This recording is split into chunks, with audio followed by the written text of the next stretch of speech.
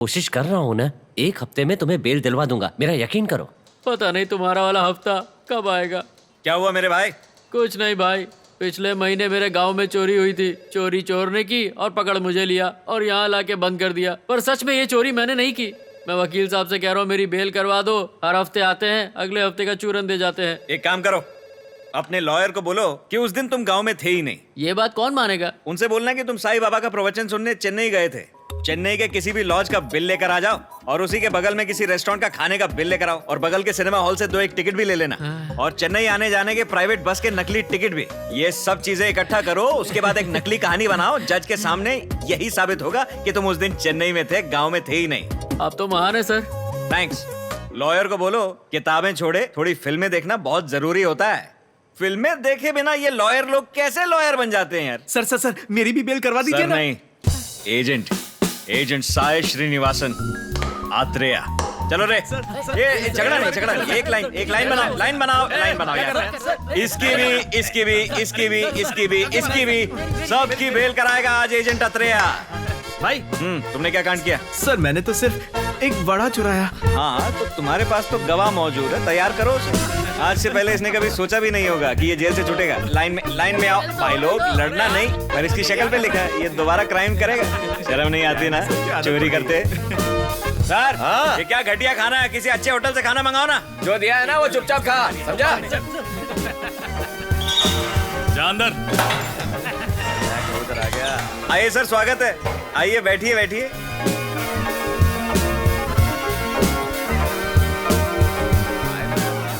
क्या मजाक कर रहे हैं सर? अरे आपको तो नहीं बोला।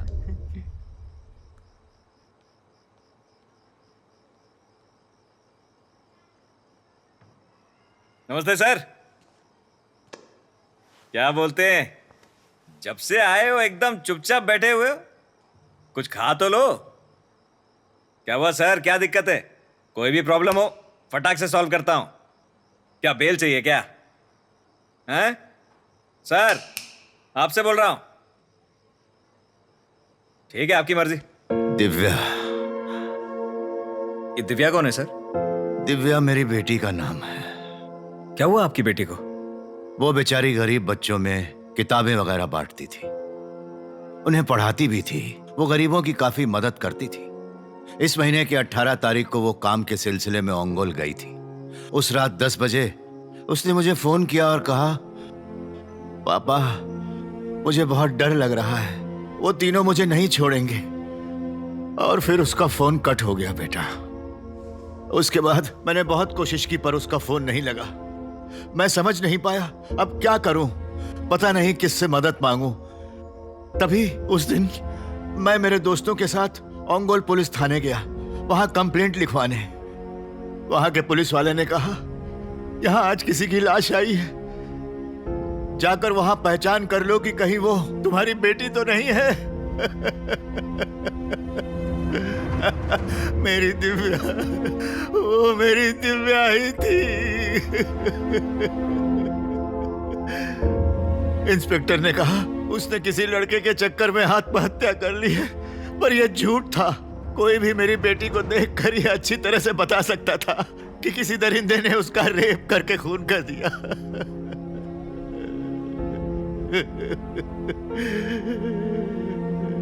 उस इंस्पेक्टर ने मेरी बात सुनने से भी इनकार कर दी। डॉक्टर्स ने एक रिपोर्ट बनाई जिसमें उन्होंने ये कहा कि उसकी मौत पंखे से लटक कर हुई। मैं नहीं जानता किसके पास जाऊं बेटा, मैं क्या करूं, मैं क्या। शांत हो जाइए सर। आपको किसी पे शक है तो बताइए। मतलब आपकी बेटी ने किसी का जिक्र किया था? उस दिन मेरी बेटी की लाश के पास वहां उसका फोन मिला था बेटा। मैंने बताया ना, उसने मुझे उस रात 10 बजे फोन किया था। हमने उसके सारे फोन रिकॉर्ड चेक किए। उसी रात करीब 9 बजे से लेकर 9:55 तक उसके फोन पर 3 या 4 बार 3 अलग अलग नंबरों से फोन आए थे बेटा। मुझे शक होने लगा। मैं ओंगोल पुलिस थाने में गया और एसआई को सबूत दिखाए। उन्होंने कहा वो वेरीफाई करके मुझे बताएंगे। उन्होंने मुझे बाद में आने को कहा। जब मैं वहां वापस गया, उन्होंने कहा कि मैंने उन्हें कोई फोन दिया ही नहीं था।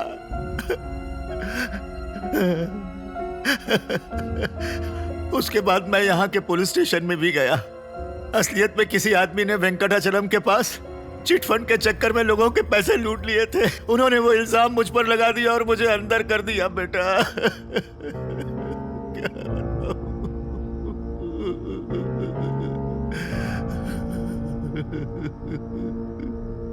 आपने बताया कि 3 नंबरों से उसे बार बार फोन आ रहे थे। क्या आप जानते हैं कि वो नंबर किस किस के थे?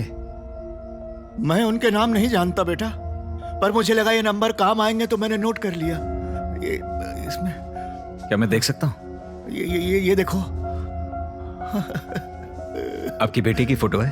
हाँ हाँ बेटा। दिखाइए।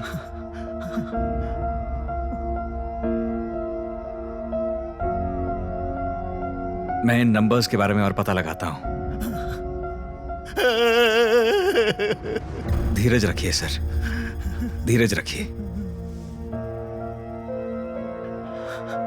जब कोई अपना चला जाता है ना, लगता है काश मैं आखिरी बार, सिर्फ एक बार उसे देख पाता। पर मेरी बेटी की लाश देखने के बाद मैंने प्रार्थना की कि कोई बाप अपनी बेटी को ऐसी हालत में ना देखे, ना देखे। चलो उठ, तेरी बेल हो गई है।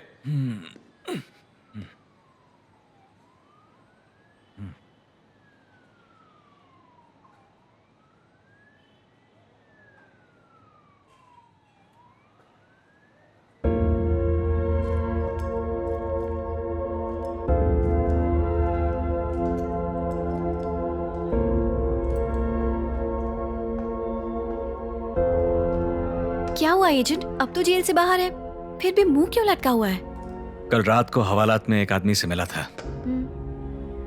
किसी ने उसकी बेटी का रेप करके उसकी जान ले ली, और जब उसने पुलिस में रिपोर्ट लिखाने की कोशिश की तो पुलिस ने उसकी मदद करने के बजाय उसी पे उल्टा केस डाल के उसका सामान जब्त किया और जेल में डाल दिया। बेचारा पूरी रात अपनी बेटी के बारे में सोच सोच के रोता रहा। जिस हाल में उसकी बेटी की लाश मिली, मेरे तो रोंगटे खड़े हो गए। सोचो, एक बाप को पता लगे कि उसकी बेटी मर चुकी है और उसकी लाश इस हालत में पाई गई है तो उसके दिल पर क्या क्या गुजरती होगी।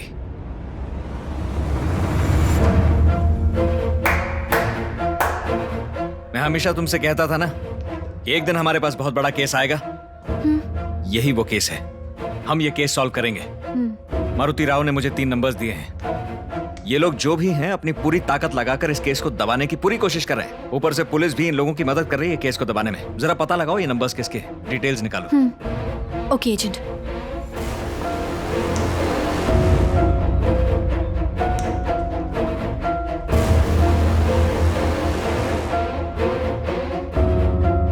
वो मुझे कल सब जेल में शिफ्ट करने वाले हैं। मैं वहां 2 दिन बाद आपको आके मिलता हूं।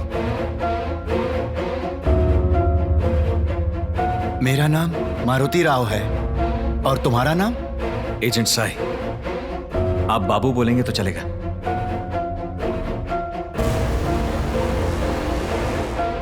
एजेंट, क्या हुआ? उनका पता चल गया है एजेंट। गुड।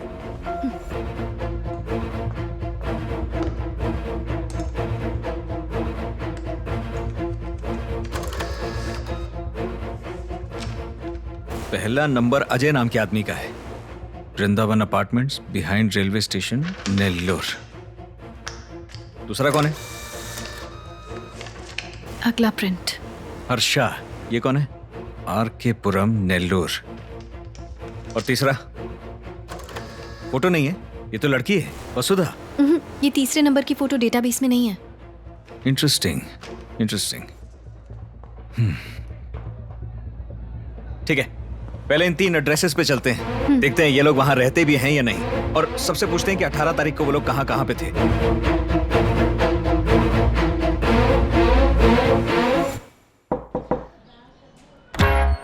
Hello madam.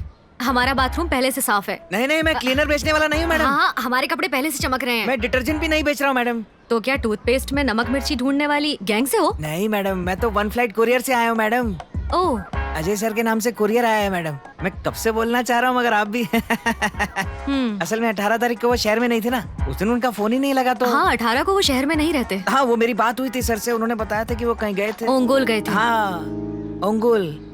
उन्होंने बताया था कि वो जाएंगे ओंगोल। इसीलिए पैकेज आज लेके आया हूँ मैडम। हाँ ठीक है, मुझे दे दो। बुरा मत मानिए मैडम, मगर कंपनी पॉलिसी है, ये तो मैं अजय सर को ही दे सकता हूँ। सर हैं क्या घर पे? मैंने कहा ना वो घर पर नहीं है, ऑफिस गए हैं। उन्हें आते आते शाम हो जाएगी। अरे कोई बात नहीं मैडम, मैं शाम को आ जाता हूँ ना। ठीक है। Thank you madam, have a good day. क्या सोच रहे हैं एजेंट? ये अजय का घर है। अजय 18 तारीख को उंगुल में था। तो अब क्या करेंगे हम? सबसे पहले टोपी उतारूंगा। घर घर जाके संडास साफ करने वाली एड का एक्टर लग रहा हूँ मैं। थू।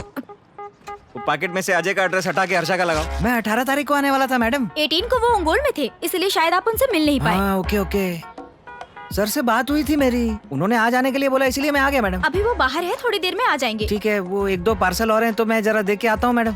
शाम को 4-4:30 आऊंगा तो चलेगा ना मैडम? ठीक है। Thank you madam, have a good day. ये हर्षा भी 18 तारीख को उंगुल में ही था। उस दिन उंगुल में कुछ तो जरूर हुआ है। हेलो मैडम, वसुधा जी के लिए कुरियर है मैडम। वसुधा कौन? पर डिलीवरी के लिए एड्रेस तो यही दिया था हमें। यहाँ इस नाम की कोई नहीं है। वो यहाँ नहीं रहती? नहीं। आप यहाँ नहीं आई हैं क्या मैडम? हाँ बिल्कुल। जो यहाँ पहले रहते थे उन्हें जानती हैं आप? नहीं। कोई नहीं, मकान मालिक का नंबर? क्यों चाहिए? कुछ इम्पोर्टेंट कुरियर है ना, इसलिए। 9030 693149। ठीक है, थैंक्स। Thank you.